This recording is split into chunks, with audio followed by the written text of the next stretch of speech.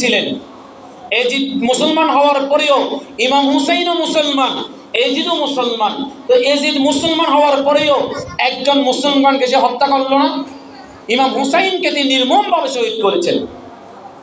তাহলে আপনি এগুলো ঠান্ডা মাথায় চিন্তা করবেন। ইমাম এজিদও মুসলমান ছিলেন, তাও যেন তেন মুসলমান না। হযরত আমিরে মুআবিয়া রাদিয়াল্লাহু তাআলার সন্তান ছিলেন, তিনি একজন খলিফার পুত্র ছিলেন।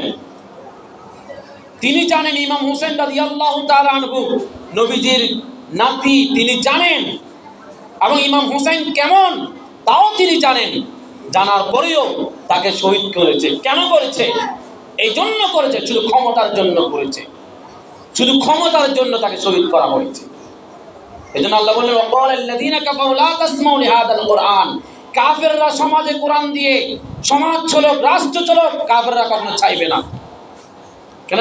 কাফেররা জানেন কোরআন দিয়ে সমাজ চলে, কোরআন দিয়ে রাষ্ট্র চলে, তাহলে আমাদের ক্ষমতা থাকবে না। কোরআন দিয়ে রাষ্ট্র চলে, আমরা চুরি করতে পারবো না, আমরা দুর্নীতি করতে পারবো না। এটা হচ্ছে কাফেরদের মূল কথা। আর আল্লাহওয়ালা যারা ক্ষমতায় আসেন তারা বলছেন কোরআন দিয়ে রাষ্ট্র চলবে, কোরআন দিয়ে বিচার ব্যবস্থা চলবে, কোরআন দিয়ে সব কিছু বিচার ব্যবস্থা চালু হয়।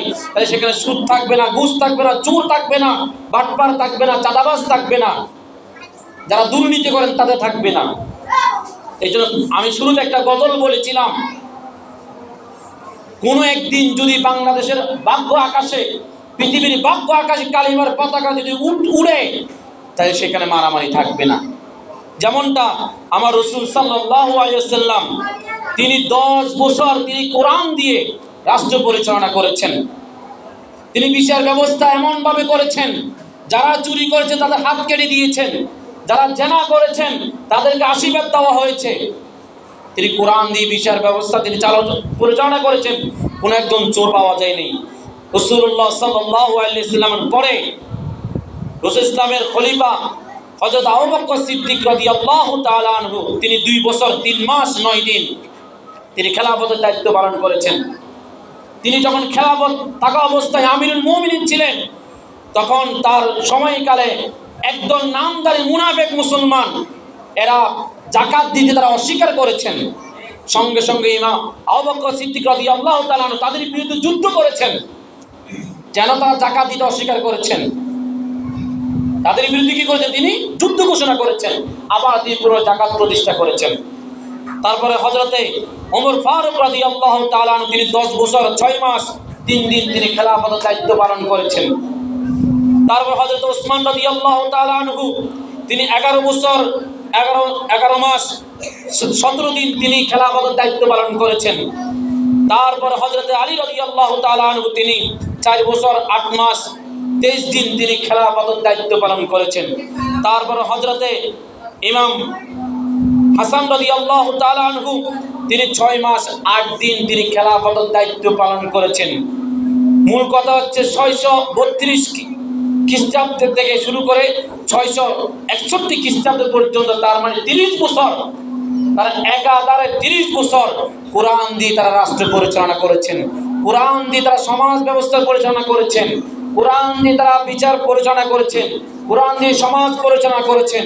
ওই সময়ের মধ্যে হাদিসের মধ্যে আসে এটা হচ্ছে সোনালী যুগ। এটা কিসের যুগ? সোনালী যুগ। ওই যুগ আর ফিরে আসবে না। এই জন্য কোরআন, যে সমাজে কোরআন প্রতিষ্ঠিত থাকে, ওই সমাজের মানুষগুলো নিরাপদে ঘুমায়, ওই সমাজের মানুষগুলো আল্লাহর বিধিবিধানকে তারা লঙ্ঘন করে না, আল্লাহর হুকুমকে অমান্য করে না। আর যে সমাজে কোরআন ছাড়া মানুষের তৈরি করা আইন দিয়ে যখন সমাজ পরিচালনা হবে, ওই সমাজের মধ্যে চুরি, হাইজাকার, মদ, সুদ, ঘুষ ইত্যাদি নানান ব্যভিচার তারা লিপ্ত হয়ে থাকবে। নাউজুবিল্লাহি মিন যালিক। তা আমরা কি কোরআনের শাসন চাই কিনা?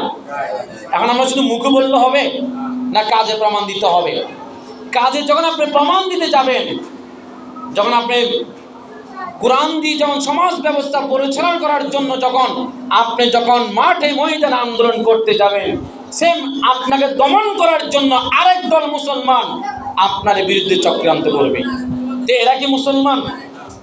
এই যে গত কয়েকদিন আগে আপনারা সবাই দেখেছেন বাংলাদেশের পরিস্থিতি খুব ভয়াবহ। আমার আপনার সন্তানকে লক্ষ লক্ষ টাকা খরচা করে আমরা পড়ালেখা করান, সর্বোচ্চ ডিগ্রি অর্জন করানোর পরে এরা চাকরি পায় না। চাকরি পায় কারা? যারা এদেশের মধ্যে যারা সুবিধা অর্জন যারা করে তারাই চাকরি পায়। তা আপনার ছেলেকে আমার লক্ষ লক্ষ হাজার হাজার টাকা খরচা করে আপনার ছেলেকে লেখাপড়া করাইছেন, আপনার ছেলে চাকরি পাচ্ছে, যে বেকার ঘুরতেছে আর চাকরি পাচ্ছে অন্যজনে। ছাত্ররা যখন এটা নিয়ে জন আন্দোলন করছেন, কি নির্মমভাবে পাখির মতন গুলি করে মানুষকে তারা হত্যা করছেন। এবার আপনি বলেন এরাই তো মুসলমান। ইমাম হুসাইনকে যারা শহীদ করেছেন এরাই মুসলমান ছিল। বর্তমানে গত 2-1 দিনের ভিতরে যারা ছেলেদেরকে হত্যা করেছে এরাই মুসলমান। তাহলে আপনি বলেন এই যে মুসলমান যেরকম নিম্ন নেককারজনক কাজ করেছে এরাও সেম এই ধরনের কাজ করেছে, ঠিক কিনা? এই যে মুসলমানদের সাথে ওদের ভিতরে কোনো পার্থক্য আছে? কথা বলেন, আছে কোনো পার্থক্য?